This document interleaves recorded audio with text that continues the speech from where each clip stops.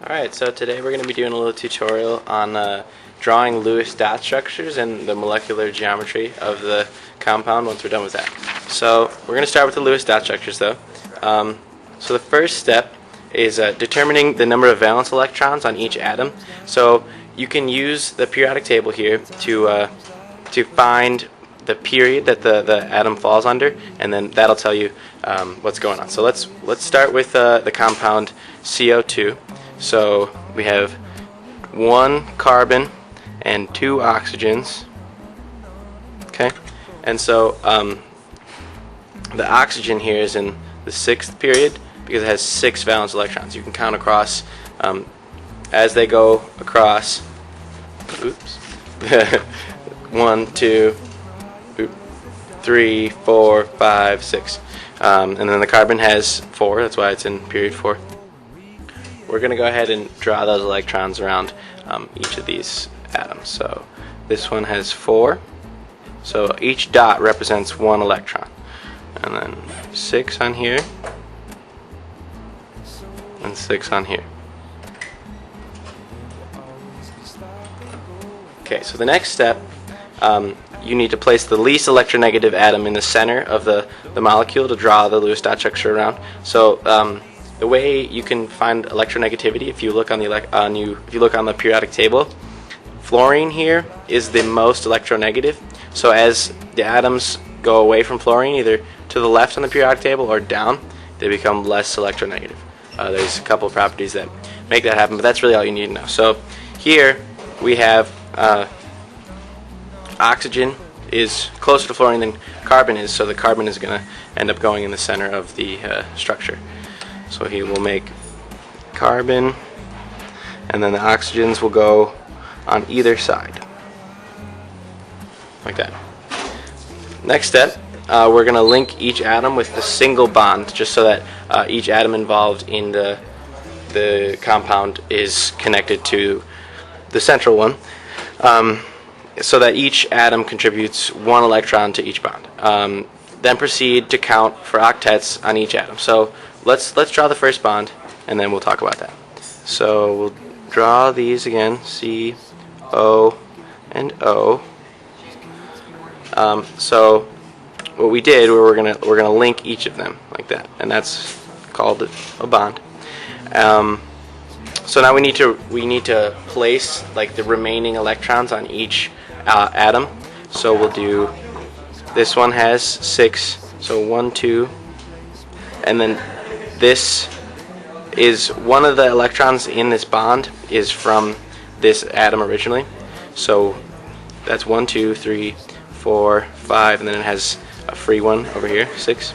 And then here on the other oxygen, it's the same thing, 1, 2, 3, 4, 5, 6, and then 1, 2, 3, 4. You want to keep the electrons paired as much as you can. So now you need to go around and count for octets. An octet is the electrons filling. You need 8 electrons to fill the sublevel of the outer shell of the atom, and so you go around and count each electron. So 1, 2, 3, 4, 5, 6, 7, because it shares this electron, both of these electrons, with the carbon. So this oxygen does not have an octet; it only has 7. This oxygen doesn't have it either because it's the same. This has 1, 2, 3, 4, 5, 6. So none of them have an octet. So now that we know that we need to fix that problem, we're going to go to the next step. Step 4. If it is missing an octet, then you want to form double and triple bonds to fill those octets. So, and then we'll talk about the exceptions in a second. Don't look at that yet. So we have carbon, oxygen, oxygen, and then we bonded them like that, and then we have the remainder. But we're not going to draw all of them right now. We're just going to draw the 1, 2, 3, 4, and 1, 2, 3, 4, and then this is the 5, 6 of the octet, 5, 6, and then we have 1 more valence electron that we have, but we're not going to put it on the outside like we did last time. We're going to make another bond using that electron. So now the carbon is using its 1, 2, 3, 4 here, and the oxygen has 1, 2, 3, 4, 5, 6 from its 1, 2, 3, 4, 5, 6. But now we got to count the octets to see if we fix a problem. So 1, 2, 3, 4, 5, 6, 7, 8. 1, 2, 3, 4, 5, 6, 7, 8, and then the carbon obviously has the 8 in each bond. So now we have octets, which is great. But some particular atoms, when forming compounds, don't need to follow this rule. So examples are hydrogen, beryllium, and boron. They're the 3 exceptions to the rule that can have less than an octet, just because of, if you look at the periodic table, because of the way they're formed, and they're like electron shells, they can have like 2. So but you're not going to run into those as much as the other ones, which can have more than 8 electrons in the outer level. So this happens with atoms that have d sublevels. So anything down here has an extra sublevel outside of the p within that level of electrons. So you can fill, once you have 8 electrons, you can spill over into the d sublevel, which has 10 more slots, and fill those orbitals. So it'll be, if you have the 1, 2, 3, 4, 5, if you fill all these orbitals, the s and the p, you can still use the 5 of the d to fill in with the extra electrons that you might run into. But the most important part is just knowing how to do the basic version.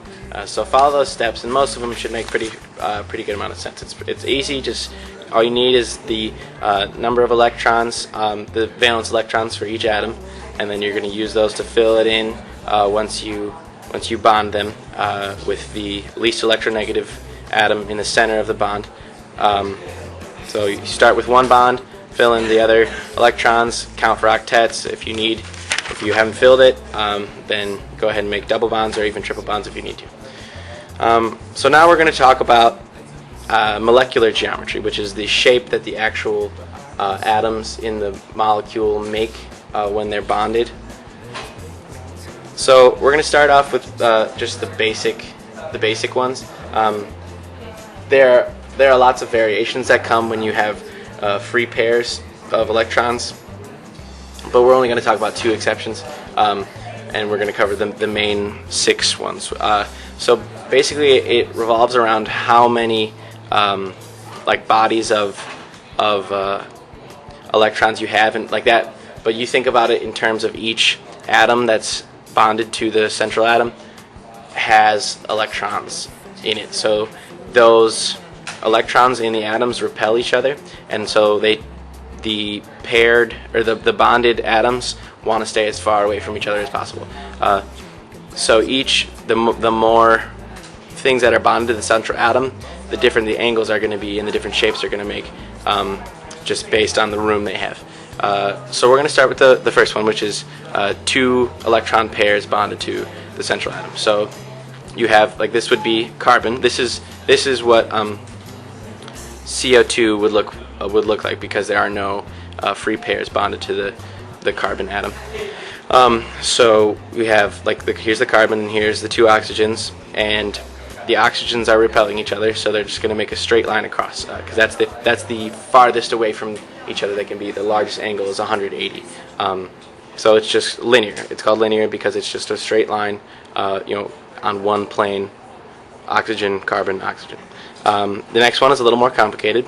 There are 3 electron pairs bonded to the central atom, and so in this case, the furthest angles are still on one plane. So this is all like the y plane here. This is the central atom, and then each electron pair, like each atom bonded to it, is in one plane with 120 degrees between them. That's called trigonal planar because it's all on one plane. This is not really like 3-dimensional in its shape yet. There's an exception to this one. This is one of the 2 exceptions we're going to do that we should talk about. When it's called bent, that means that one of these like bonding electron pairs isn't actually like attached to an atom. It's just a free pair on the central atom. So it has the same effect as the electrons on an atom, but there's no atom actually there. So it wouldn't look the same. It doesn't look like trigonal planar because there's not another atom there. But you get the same shape with the other two, and it's just called bent because you just have two things coming down, but still on that same plane with 120 degrees between the two of them. So moving on, we're going to go to the fourth one, or the third one, which is four like atoms bonded to the central atom, four electron pairs essentially. So this is, at this point, we move out of the planar like world because the largest angles between atoms is no longer on one plane. You might think that it would split up, in quarters on a plane like that, but that's only 90 degrees between each atom, and so here we can get 109.5 degrees, which is the more angle between them, the better. So basically you have the central atom, and then one of them is directly from the top, like 180 degrees, like the vertical axis is what this atom is making, and then the other ones, there's like a pyramid down from it. So the bottom hemisphere contains these three, and the top is just this one coming out of the axis. So the distance between each atom is 109.5 degrees. I mean the angle. That's called a tetrahedral, which is just the name of the shape that those corners make. So there's another exception to this one called trigonal pyramidal. If there's a free pair in place of the one of the atoms, it'll take the place on top that axis there. But it's all symmetrical. So depending on the way you turned it, the one would make the vertical axis and the rest would make the pyramid. But it doesn't really matter. But in this case, like, you consider the electron pair to be the axis thing, and the rest of the atoms make this pyramid on the bottom. So that's why it's called trigonal pyramidal, because it's three. It's trigonal, but it's not on a plane like these. It's three-dimensional. It's pyramidal, like these here. Finally, not finally, we got two more. The next one is with 5 electron pairs bonded. So we're going to have the same thing with these like vertical axes. The two atoms are going to go up and down on the axis. Here's the central atom. So, and then the other three are going to be all in the x plane.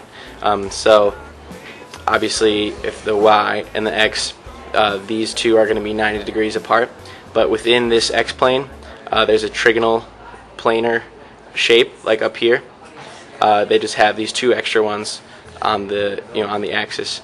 But the space, just like up here, the angle between these atoms on the trigonal planar shape is going to be 120 degrees, as you can see here. So that's called trigonal because there is the three in the trigonal planar shape, but it's called trigonal bipyramidal because these vertical atoms, what's going on, make pyramids with each of these three on the trigonal like planar shape, and so that's why it's two, because it's bipyramidal, because each one is making one. Finally, this is with 6 electron pairs bonded. It's called an octahedral. It's just one more atom bonding. So you still have those two on the vertical axis, and then there's 4 on the x plane. On like the xz plane, I suppose I should say. Anyway, so the distance between the verticals and the horizontals are 90 degrees, of course, and then between those, it's just like we were talking before. 4, evenly distributed on a plane is going to make 90 degrees, like a square. So each of those have 90 degrees between them, and then 90 degrees between the vertical. You get like a four-sided pyramid on the top and a four-sided pyramid from the bottom. That's why it's 8 octahedral. And that's really all you need to know about molecular geometry. And there you go. So now you know how to draw a Lewis dot structure given given a compound. So you can use that Lewis dot structure, make it and then use it to form the three-dimensional model of the molecule, based on what you found, how many things are bonded to it. If it has free pairs, you can use these exceptions, so you can know what the molecule looks like, the shape. All right, thanks for watching.